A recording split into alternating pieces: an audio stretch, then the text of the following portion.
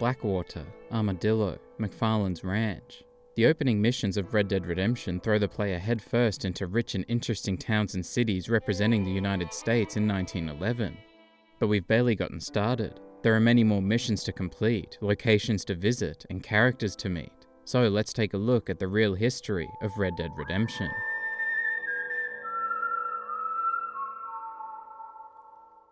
My father was an illiterate Scot born on the boat into New York. That John's father was Scottish is unsurprising. Of the African and European population in the 13 colonies in 1700, 3% was Scottish, increasing to 4% by 1755 and almost 7% by 1775 as a result of the 7 Years' War, said to have made emigration to America more attractive because the British Army could better protect settlers on the frontier. To hear him talk about it, you'd imagine he only ever ate haggis and wore a kilt. Haggis is a savoury pudding containing sheep meat, the liver, lungs and heart, made in several countries but generally considered a Scottish dish, so a logical comment.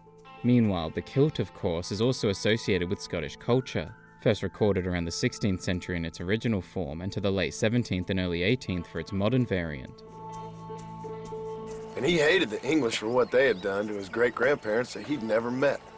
There are any number of events this could be referring to, both personal and cultural.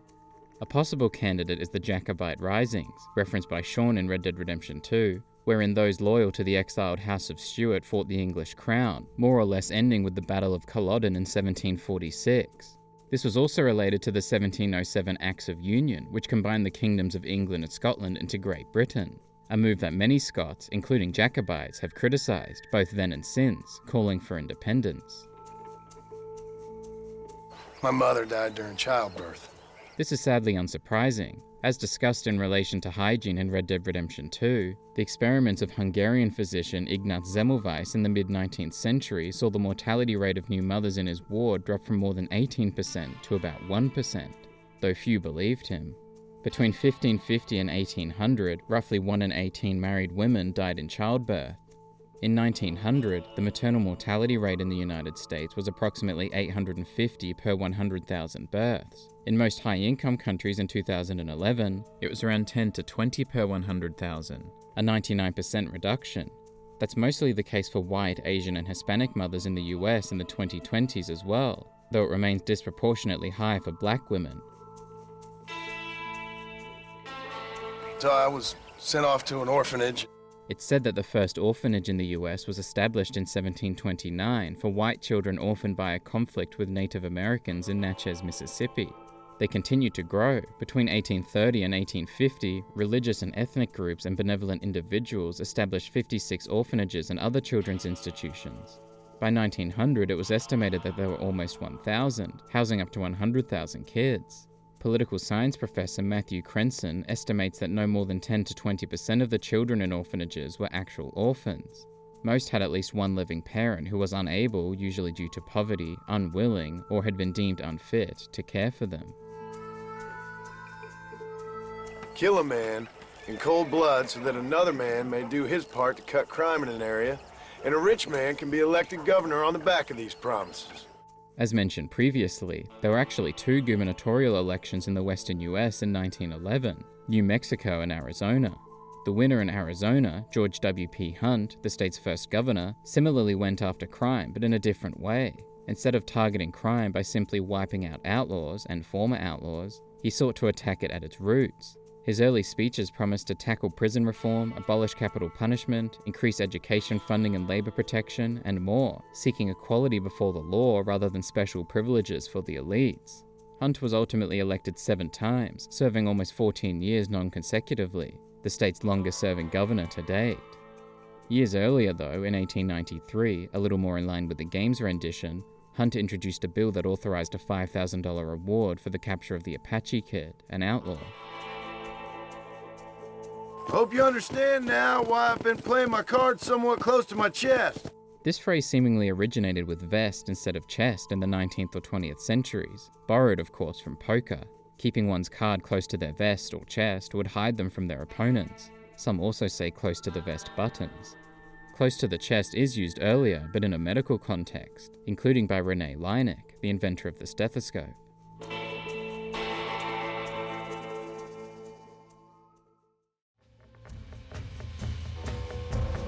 In the next mission, John meets Bonnie's father, Drew, who speaks of his family's history in the area.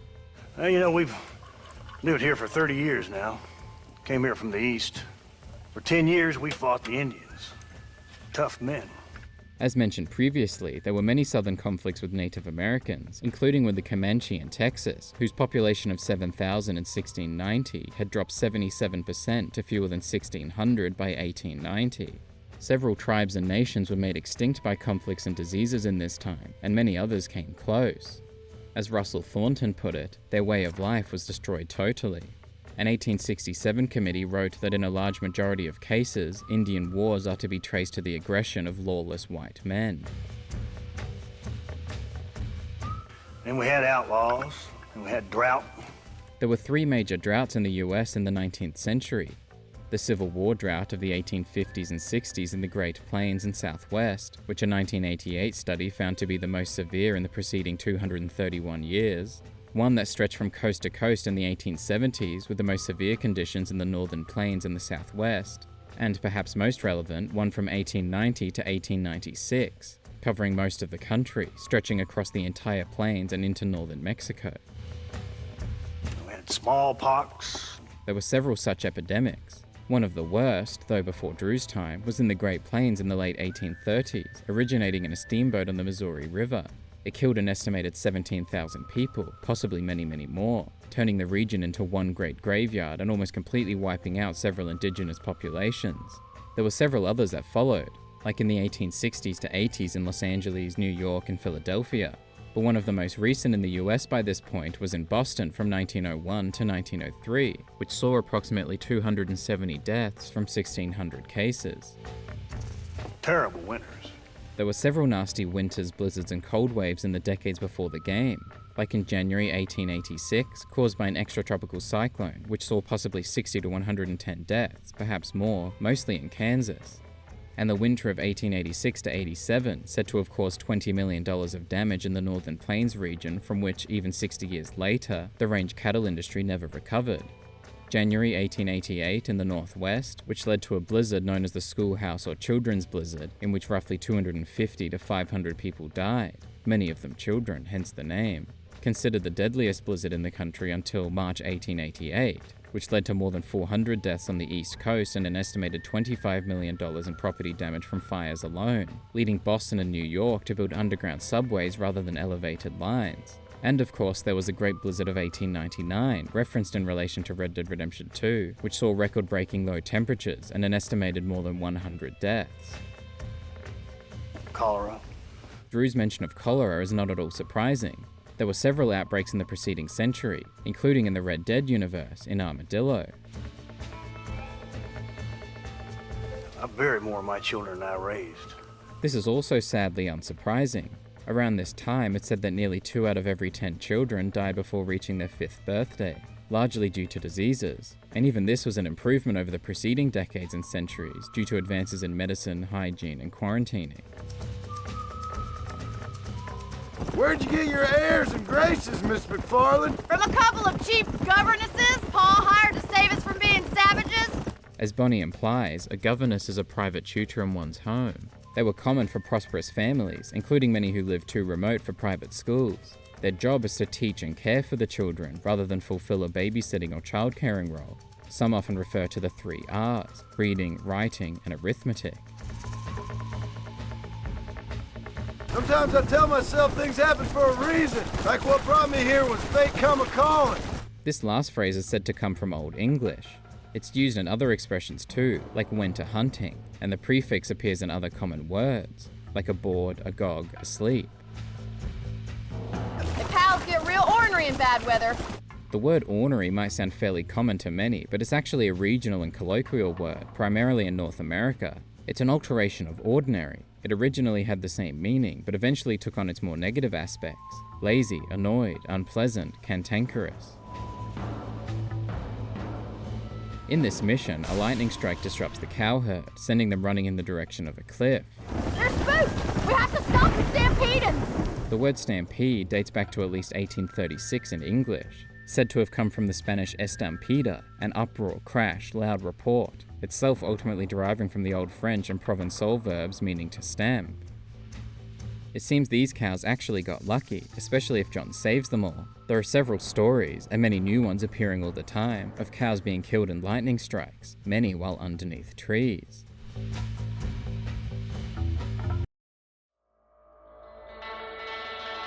In the dramatic next mission for Bonnie, the barn at MacFarlane's ranch is set ablaze. Such events did occur in real life, including in the Johnson County War as mentioned previously.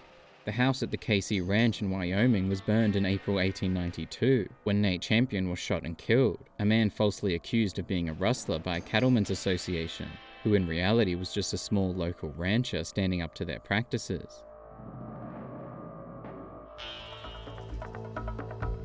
In another mission, John meets and saves Nigel West Dickens. What is your name, friend? John Marston. Oh, good God! Out of the frying pan into the fire! This is a well-known phrase wherein one moves from a bad situation into a worse one.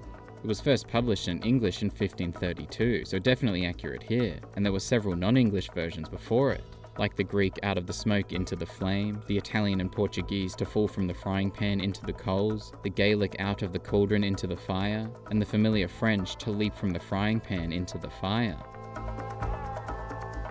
Dickens, of course, is a snake oil salesman, which, as discussed in regards to Red Dead Redemption 2, has lots of history. In the 19th century, snake oil was used to help those working long days of physical labor. Later in the century, some substituted the oil for something cheaper but maintained the name, and some of them were taken to court and fined over it. Snake oil subsequently became a euphemism for healthcare fraud or scams. Dickens as a character is memorable and interesting. Some suspect his voice and mannerisms are inspired by W.C. Fields, an American actor and comedian often known for playing a bumbling hero. Fittingly, one of his iconic recurring acting roles was as a colourful con man, like in the 1923 musical Poppy and the 1939 film You Can't Cheat an Honest Man. Interestingly enough, Fields was actually alive and working when the game is set. He was 31 at the time and lived for another 35 years, dying on Christmas Day 1946 at the age of 66. In the next mission for the Marshal, John shares his thoughts about Dickens. A more flannel-mouthed bunco artist I've never met. Bunco was the name of a game not unlike 3-Card Monte. It was basically a scam or swindle. It was popularized as a gambling game, so law enforcement who raided bunco parlors were known as bunco squads, those specializing in fraud. Hence, bunco artist is somebody who specializes in scams, swindles, and cheats. This mission is called Spare the Rod, Spoil the Bandit, a reference to the phrase spare the rod, spoil the child, itself an alternative form of Proverbs 13:24. He that spares his rod hates his son, but he that loves him gives him timely chastisement. Come on, Bessie, give! Bessie is, of course, a common nickname associated with cows. It's thought to originate from Latin. The Latin word for cow, ox, or bull is boss. Boss subsequently became a name for cows, which then seemingly became Bossy, then Bessie. The name of the next mission for Nigel West Dickens is You Shall Not Give False Testimony Except for Profit. The first half is a reference to one of the 10 Commandments, Thou shalt not bear false witness against thy neighbor. Nigel West Dickens of East Cheap, London, New Waverly, New York, and Armadillo, New Austin. At your service. East Cheap is the name of a street in London, thought to have been built up in the late 10th and early 11th centuries, the eastern counterpart to West Cheap, now known as Cheapside. There's a coin from the 11th century with the name of the street engraved, thought to be the first known instance of a street name on Anglo-Saxon coinage. Meanwhile, New Waverly is the name of a city in Texas and an unincorporated community in Indiana. In New York, there are 3 places simply called Waverly. A town in the north, village in the south, and a former hamlet in the west, now part of the town of Otto.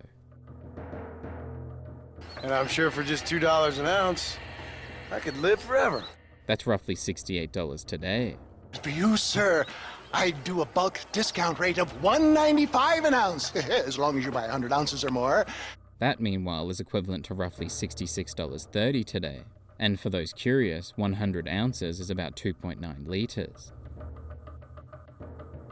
Dickens says several more things of note throughout this mission. My dear boy, it is you who is gullible, if I may be so bold, for heeding such ill-informed scuttlebutt. A scuttlebutt is a cask of drinking water on a ship. essentially a butt that has been scuttled with a hole in the bottom. Not unlike the water cooler, this was the location where sailors talked and gossiped, which is essentially what scuttlebutt came to mean, gossip. Skepticism is the bastard child of progress, John.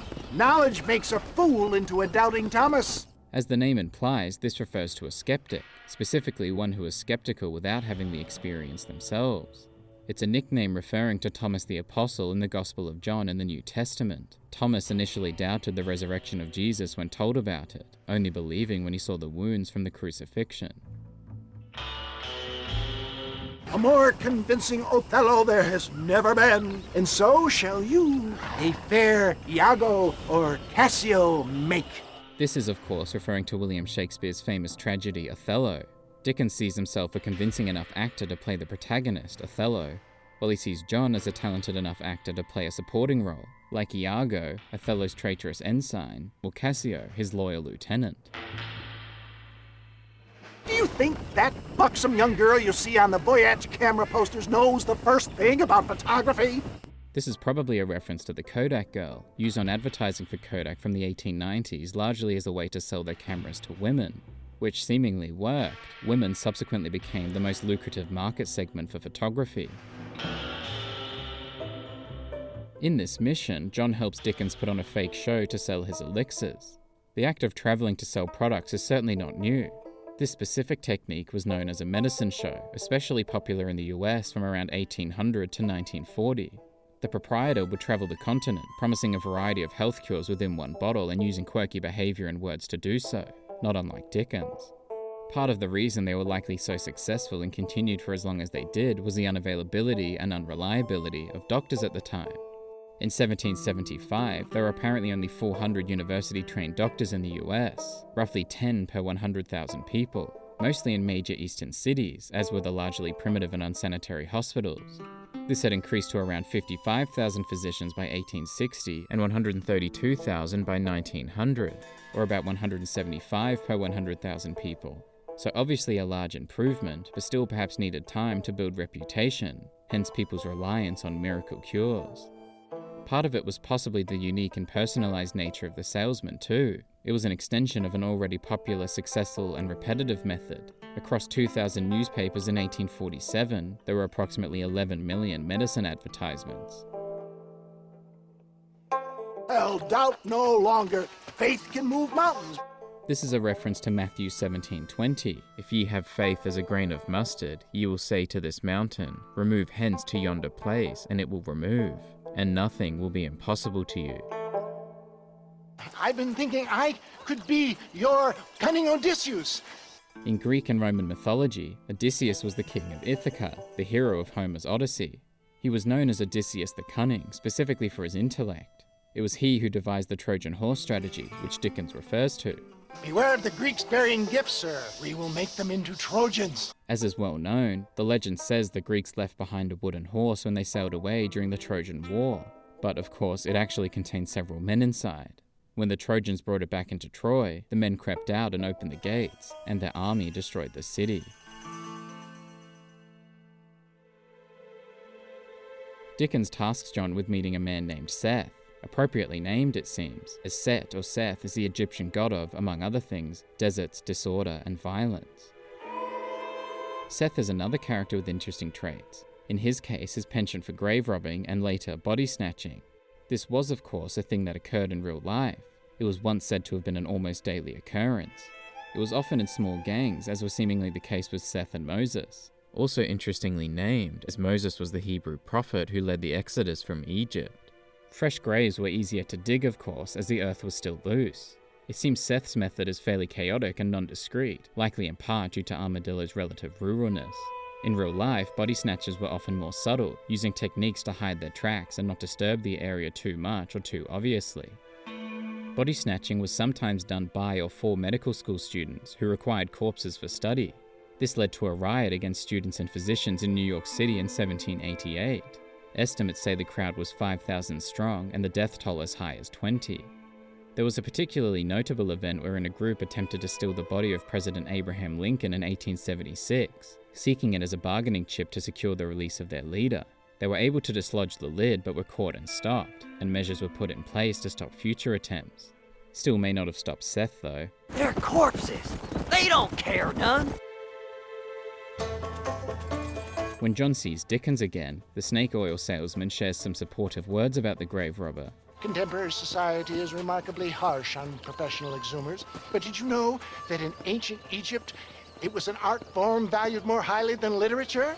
Exhumation did occur in Egypt, though it was typically for bodies to be moved or reburied, or naturally for thefts. Funerary practices, though, were significant in ancient Egypt, as is clear through the well-known process of mummification. There were also several important physical connections to death too, like coffins and tombs, burial goods and texts, rituals like dances before embalming, and the opening of the mouth ceremony, believed to have allowed the dead to continue to breathe, eat, hear, and see in the afterlife. Dickens defends his defense of Seth to John.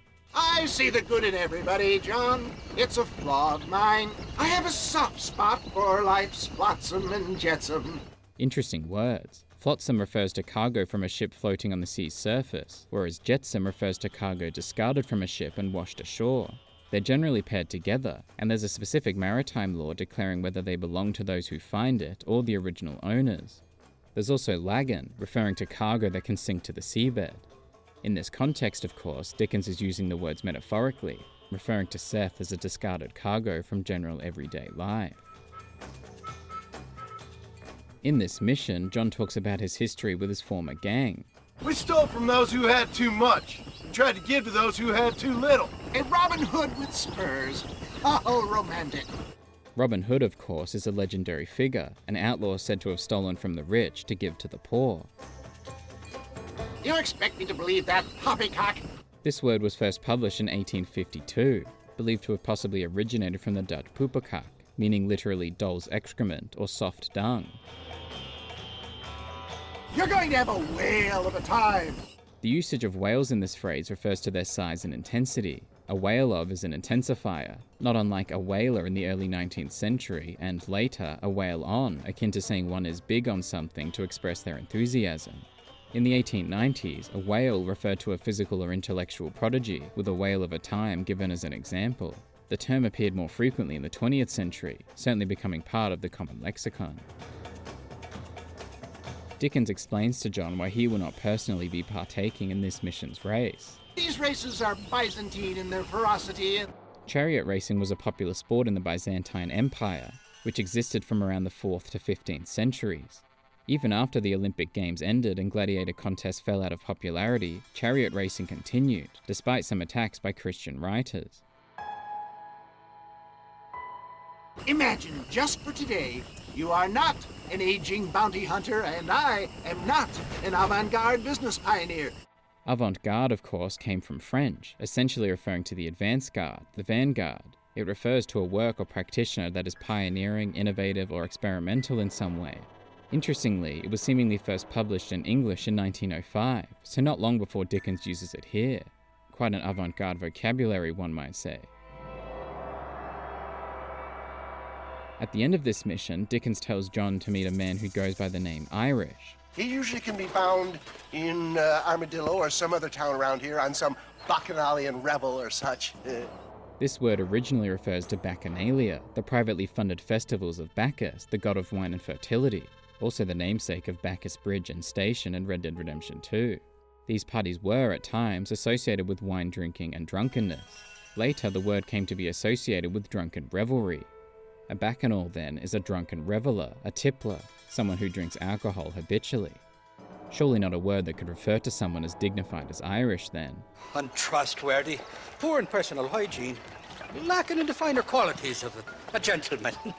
But more on that next time, when we'll have more characters to meet, and lots more history to explore.